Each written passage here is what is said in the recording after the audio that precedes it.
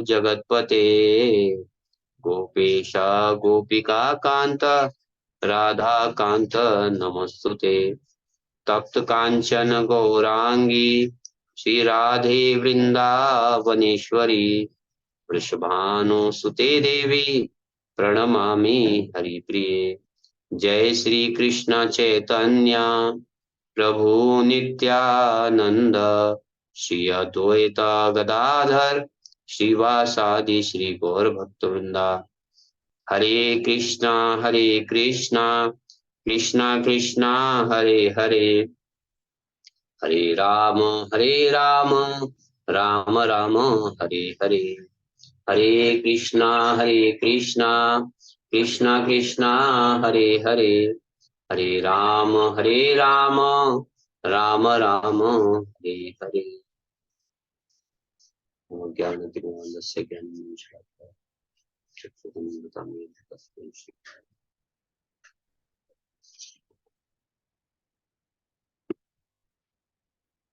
आज हमारे गौड़ी आचार्यों में श्री गोविंद घोष जी का तिरोभाव दिवस। तो आज गोविंद घोष जी के तिरोभाव दिवस के उपलक्ष्य पर हम उनका जीवन चरित्र श्रवण करेंगे। कलावती रसोल्लासा गुण तुंगा ब्रजे स्थिता श्री विशाखा कृतम गीतम गायंती समादता मथा गोविंद माधवानंद वासुदेव यथाक्रमम। व्रज लीला में जो कलावती हैं वे ही गौर लीला में श्री गोविंद घोष हैं। ये उत्तर राड़ीय शौक्र कायस्थ कुल में आविर्भूत हुए थे। अग्रदीप में इनका श्रीपाठ है। श्री माधव और श्री वसुदेव घोष इनके ही भाई हैं। तो तीन भाई हो गए, श्री गोविंद घोष, श्री माधव और श्री वासुदेव घोष।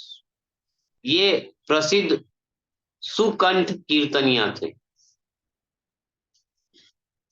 चैतन्य भागवत में वर्णन आया है अध्याय 5 में, सुकृति माधव घोष कीर्तने तत्पर हिन कीर्तनिया नहीं पृथ्वी भीतर याहार कहे न वृंदावनेर गायना नित्यानंद स्वरूपेर महाप्रियतम।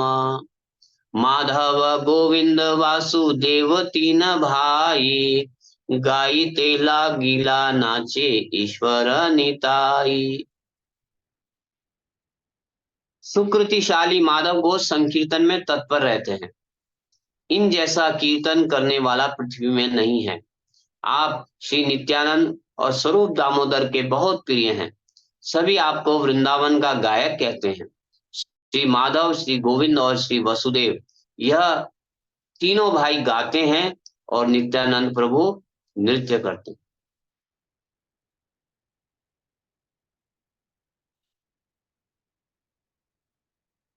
गोविंद माधव वासुदेव तीन भाई यसा बार कीर्तने नाचे चैतन्य निताई।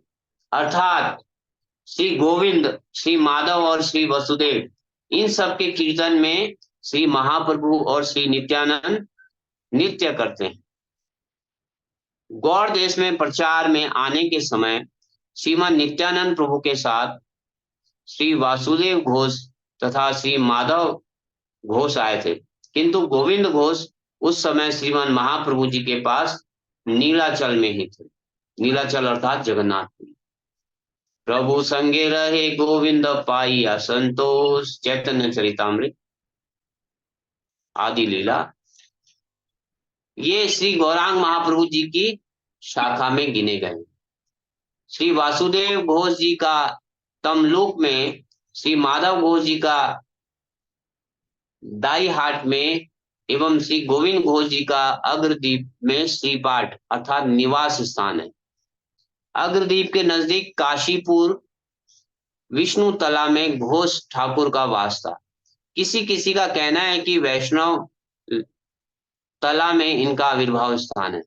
श्री गोविंद घोष श्रीमद महाप्रभु जी के साथ सिवास आंगन में काजी दलन वाले दिन नगर संकीर्तन में तथा राघव भवन में हुए कीर्तन में संगी थे। तो श्रीमन महाप्रभु के जो सिवास आंगन है वहां पर गोविंद घोष कीर्तन में संगी हुआ करते थे। और काजी दलन वाले दिन, आपको याद होगा कि एक बार चांद काजी ने क्या किया था? चांद काजी ने बोला था अगर ये फिर से कीर्तन करेंगे तो मैं इनका कीर्तन बंद करा दूं। चैतन्य महाप्रभु ने बोला हम और जोर से कीर्तन करेंगे, और उन्होंने सारे कीर्तनियों को लेके चांद काजी के पास गए थे। और चांद काजी भयभीत हो गया था, और उसने फिर चैतन्य महाप्रभु की शरण ली थी, और चैतन्य महाप्रभु को बोला था कि अरे मैं तो आपका रिश्तेदार हूं। उसने एक अपने पिताजी से उनका कुछ संबंध बताया, और इसीलिए आज भी चांद काजी की समाधि पर सब वैष्णव जाते हैं। वो वृक्ष आज भी है और वहां पर प्रणाम करते हैं उनकी समाधि को। तथा राघव भवन में हुए कीर्तन में संगीत है। राघव भवन जी के जो कीर्तन हुआ था वहां भी संगीत। इसके अलावा सबसे जो सुप्रसिद्ध है विश्व में, जगन्नाथपुरी की रथ यात्रा। इसके अलावा पुरी में रथ के आगे संकीर्तन कर रही 7 मंडलियों में से चौथी मंडली में ये मूल कीर्तनिया थे। तो 7 मंडलियां बनी होती थी कीर्तन की, जिसमें से जो चौथी मंडली थी, चौथा जो ग्रुप था, उसमें ये मूल कीर्तनिया यही थी। तब मूल कीर्तनिया के पीछे गाने वाले अर्थात दोहार करने वाले हरिदास, छोटे हरिदास, विष्णु दास, राघव, माधव तथा वासु घोष, इस मंडली में श्री वक्रेश्वर पंडित जी ने नृत्य किया था। इन्होंने श्रीमन महाप्रभु जी के निर्देश से प्राप्त कृष्ण शिला से अग्रदीप में श्री गोपीनाथ विग्रह प्रकट किए थे। अग्रदीप में गोपीनाथ जी का आज भी ये विग्रह है।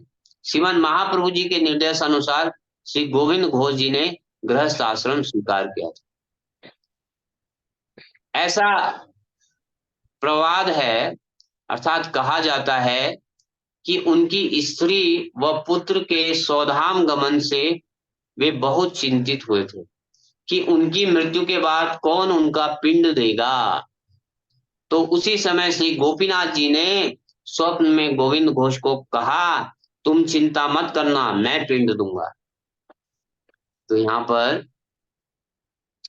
भगवत गीता का एक जो श्लोक है, कौन्ते प्रतिजानहि न मैं भक्त्या प्रणश्यति, हे अर्जुन निडर होकर घोषणा कर दो मेरे भक्त का कभी नाश नहीं होगा।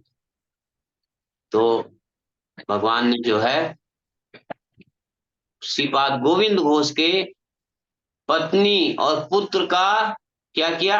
पिंडदान किया। जब श्री गोविंद घोष जी ने तिरोधान लीला की अर्थात आज के दिन, तो उससे अगले दिन गोपीनाथ जी ने उनका पिंडदान किया था। आज भी श्री गोविंद घोष ठाकुर जी की अप्रकट तिथि में श्री गोपीनाथ जी पिंडदान करते हैं। चैत्र कृष्ण द्वादशी तिथि, आज की जो तिथि है, में श्री गोविंद घोष ठाकुर जी का तिरोधान हुआ। श्री वासुदेव घोष ठाकुर कार्तिक शुक्ला द्वितीया में अप्रकट हुए। श्री गोविंद घोष ठाकुर जी द्वारा रचित पदावली है, उनके द्वारा रचित पदावली इसमें लिखी है। प्राणेर मुकुंद है कि आजी सुनी लो आचंबित, कहिते प्राण आए मुखे नाही वाही राय, श्री गौरांग छाड़ी बे नवदीप, इहा तो न जानी मोरा सकाले मिलनु गोरा, अवनत माथे आछे वसी, निझरे नयन झरे बुक वहीं धारा पड़े, मलिन है याछे मुख ससी, देखी ते तखन प्राण सदा करे आन जान, सुधाई नाही अवसर, की संवित हिला तवे मोहिनी वे दिल।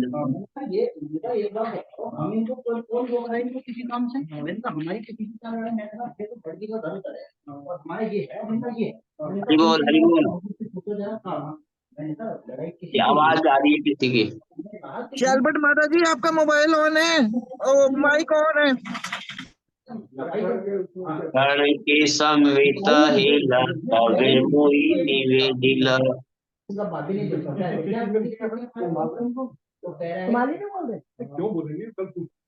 शैलबट माता जी आपका माइक ऑन।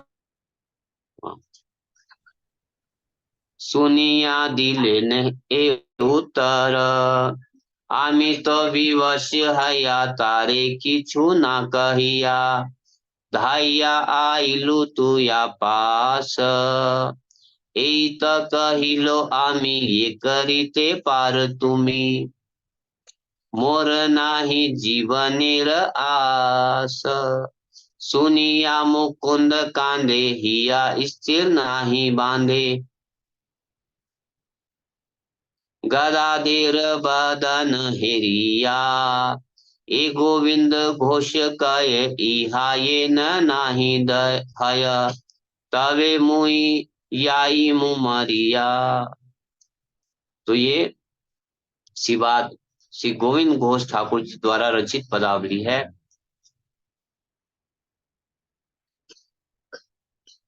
हे देरे नदिया वासी कार मुख चाओ, बाहु पसारिया गोरे चांदे फिराओ।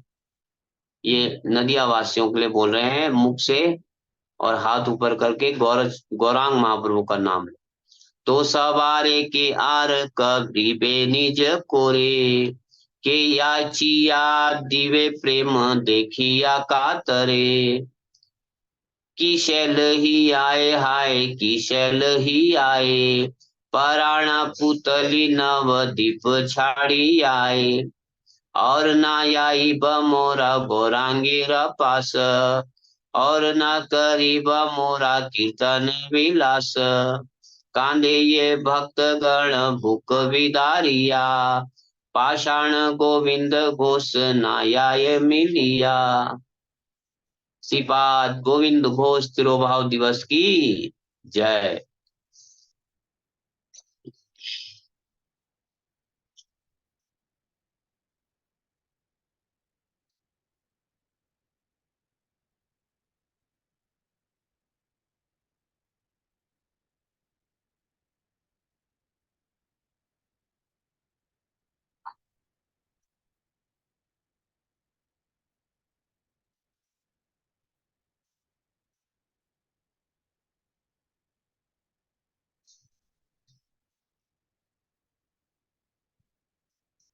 तो आज हम एक और भगवत चरित्र के बारे में श्रवण करेंगे।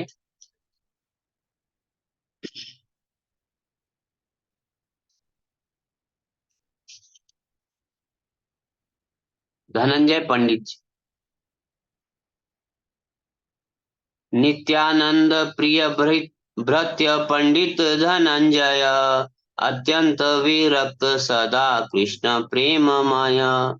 श्रीमान नित्यानंद जी के प्रिय सेवक धनंजय पंडित अत्यंत विरक्त स्वभाव के थे एवं सदा कृष्ण प्रेम में मस्त रहते थे। श्री नित्यानंद प्रभु जी के प्रिय पार्षद श्री धनंजय पंडित श्री कृष्ण लीला में बलदेव जी के प्रिय व 12 गोपालों में से एक वसुदाम सखा हैं। वसुदाम सखा यश पंडित धनंजय। इनके आविर्भाव स्थान और माता पिता के परिचय के संबंध में मतभेद देखा जाता है। ये 1306 शताब्दी में चैत्र शुक्ल पंचमी को चट्टग्राम जिले के जाड़ग्राम में आविर्भूत हुए थे। इनके पिता का नाम श्रीपति बंदोपाध्याय और माता का नाम श्रीमती कालिंदी देवी था। इनकी पत्नी का नाम श्रीमती हरिप्रिया था किंतु गौरांग माधुरी में इस संबंध में थोड़ा अलग रूप से वर्णन देखा जाता है। गौरांग माधुरी में इस प्रकार लिखा है कि ये वीरभूम जिले के अंतर्गत बोलपुर के निकटवर्ती सियान मुलुक ग्राम में आविर्भूत हुए थे। इनके पिता का नाम श्री आदिदेव वाचस्पति और माता जी का नाम श्रीमती दयामयी देवी था। श्रीला भक्ति सिद्धांत सरस्वती गोस्वामी प्रभुपाद जी ने श्री चैतन्य चरितामृत के अनुभाष्य में लिखा है कि कोई कोई कहता है कि श्री धनंजय पंडित की वास्तविक जन्मभूमि चट्टग्राम जिले के अंतर्गत झाड़ग्राम में है। श्री गौड़ीय वैष्णव अभिधान एवं श्री गौरांग माधुरी में श्री धनंजय पंडित के गृहस्थ आश्रम की बात कही गई है और उनकी पत्नी का नाम श्रीमती हरिप्रिया बताया गया है। और यह भी उल्लेख मिलता है कि बाल्यकाल से ही तुलसी जी को तीनों समय साष्टांग प्रणाम करते थे, है ना। बहुत अच्छी शिक्षा हमारे आचार्य दे रहे हैं कि तीनों समय तुलसी जी को प्रणाम करते थे। छोटी उम्र में विवाह होने पर भी ये कुछ दिनों के पश्चात ही तीर्थ पर्यटन के लिए निकल पड़े थे। इनके धनी पिता ने इनको रास्ते में खाने पीने के लिए जो धन दिया था वह सारा ही इन्होंने श्रीमन महाप्रभु जी के पाद पद्मों में समर्पण कर दिया और भिक्षा का बर्तन हाथों में ले लिया। वैष्णव वंदना गीति में इस विषय का उल्लेख है, जो कि इस प्रकार से है। विलासी वैरागी बंधो पंडित धनंजय, सर्वस्व प्रभु रे दिया भांड हाथे लय। श्री धनंजय पंडित जी के जिन विग्रहों की सेवा करते थे, श्री धनंजय पंडित जिन विग्रह की सेवा करते थे वे श्री गोपीनाथ, श्री निताई गौरांग एवं श्री दामोदर इनके शीतल ग्राम के प्रधान श्री पाठ में विराजित हैं। जो शीतल नामक का ग्राम है, गांव है, वहां पर इनके ये विग्रह आज भी।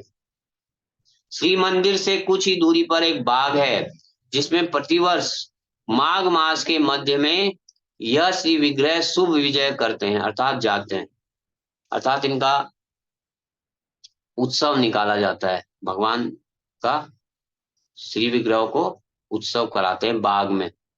ये माघ मास में मैं आज पढ़ भी रहा था कि अलग अलग मासों में भगवान की कौन कौन सी उत्सव मनाए जाते हैं। तो इसमें ये आ गया है कि माघ मास में भगवान को बागों में घुमाया जाता है।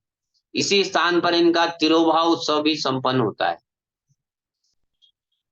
नवद्वीप में श्रीमन महाप्रभु जी के संकीर्तन विलास लीला के समय ये भी कुछ दिन वहां रहे थे। नवद्वीप में जब चैतन्य महाप्रभु शिवास आंगन में नित्य कीर्तन करते थे तो उसमें ये वहां पर कुछ दिन वहां रहे और लीला के संगी बने थे। वहां से शीतल ग्राम में वापस आते समय वे श्री वृंदावन धाम के दर्शनों के लिए गए थे। वृंदावन जाने से पहले साचड़ा पांचड़ा ग्राम में अपने सेवक शिष्य को सेवा में नियोजित किया था। साचड़ा पांचड़ा गांव में धनंजय पंडित के श्रीपाठ का कोई चिन्ह अभी देखने को नहीं मिलता। शीतल ग्राम में श्री मंदिर के प्रवेश मार्ग में बाईं ओर एक तुलसी वेदी है, वही श्री धनंजय पंडित जी की समाधि वेदी है। पाषंड दलन वाला श्रीमान नित्यानंद प्रभु जी के पार्षदों में भी पाषंड को दलन करने की शक्ति का प्रकाश देखने को मिलता है। श्री धनंजय पंडित ने शीतल ग्राम में बहुत से दस्युओं और पाषंडियों का उद्धार किया था। महान धनंजय पंडित जी विलक्षण हैं, जिनके हृदय में नित्यानंद जी हमेशा विराजमान रहते हैं। कार्तिक शुक्ला अष्टमी तिथि को श्री धनंजय पंडित गोस्वामी जी का तिरुभाव हुआ था। तो ये इस समय जो है चैत्र मास ही चल रहा है और चैत्र मास में ही ये जो है प्रकट हुए हैं, चैत्र शुक्ल पंचमी को। और कौन है ये? भगवान जो बलदेव जी के जो द्वादश गोपाल हैं उनमें से एक है वसुदाम सखा।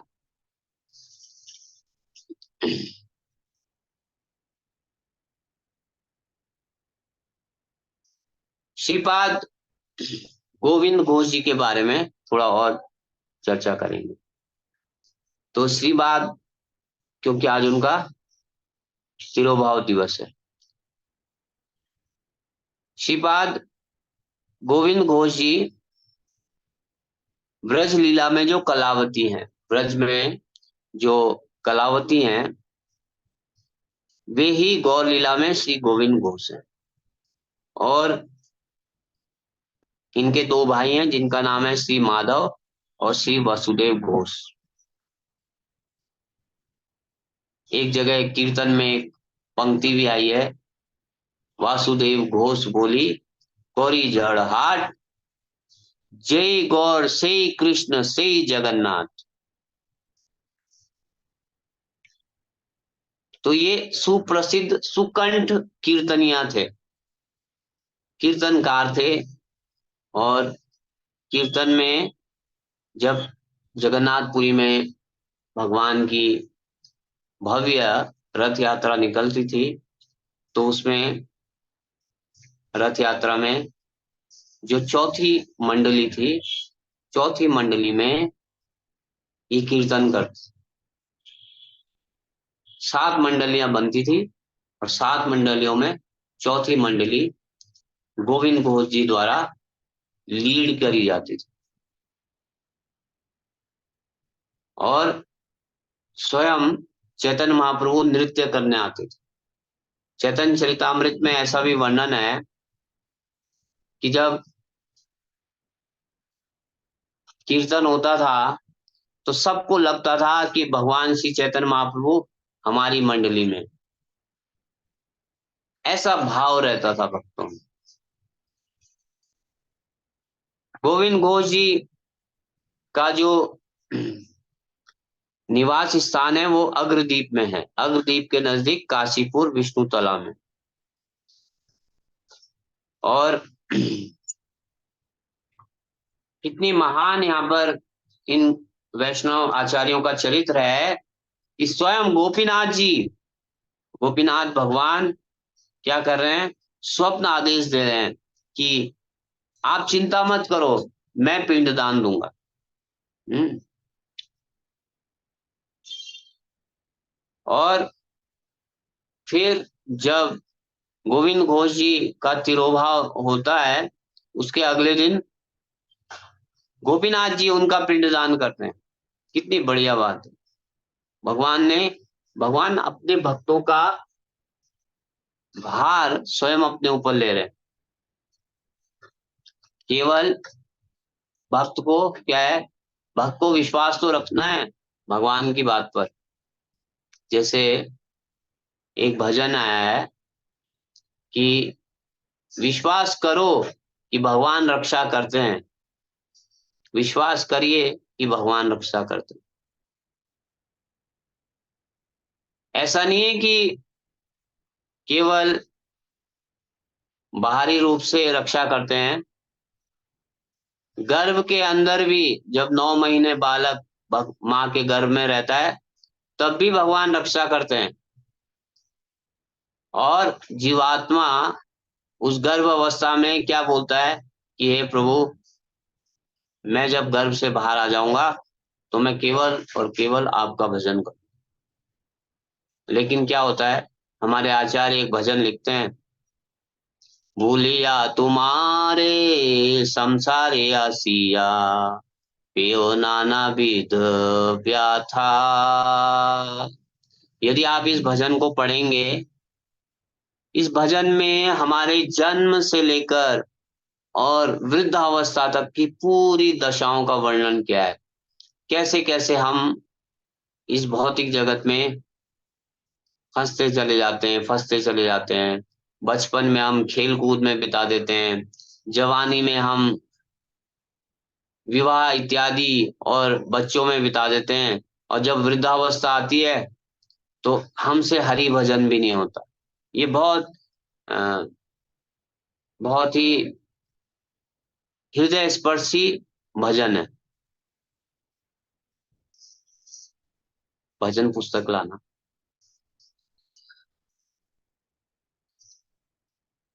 इसमें देखो भूलिया तुम्हारे भजन।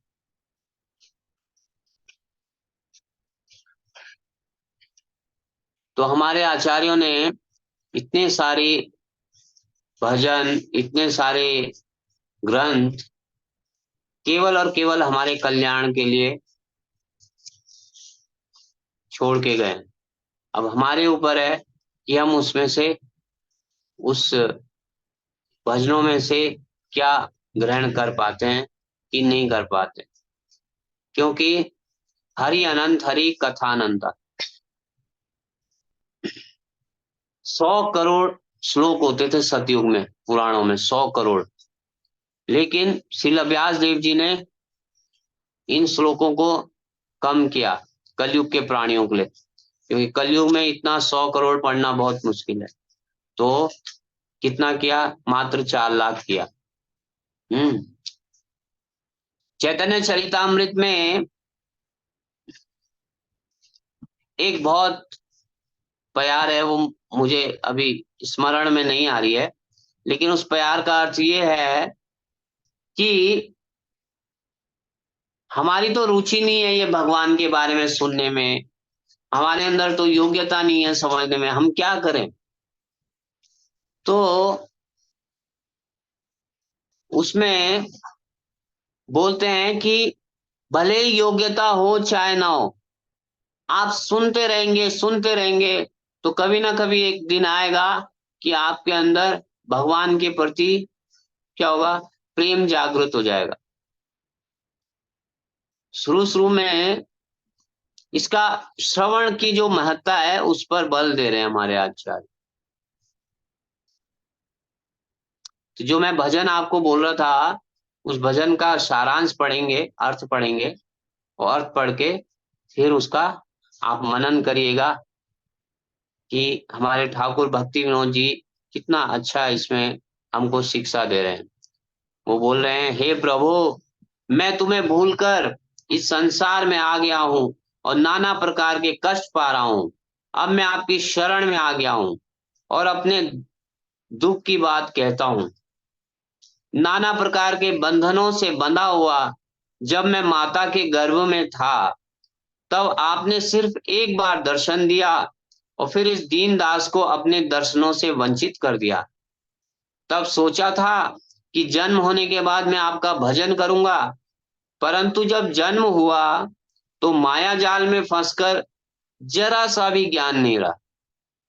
इसने ही पुत्र बनकर परिवार वालों की गोद में मैंने हंसकर समय को गुजारा। माता पिता के स्नेह में सब कुछ भूल गया और मुझे संसार ही अच्छा लगने लगा। धीरे धीरे जब मैं बालकपन पर पहुंचा तो अन्य अन्य बालकों के साथ खूब खेला, और थोड़े दिनों बाद जब थोड़ा ज्ञान उपजा तो निरंतर पढ़ाई करने लगा।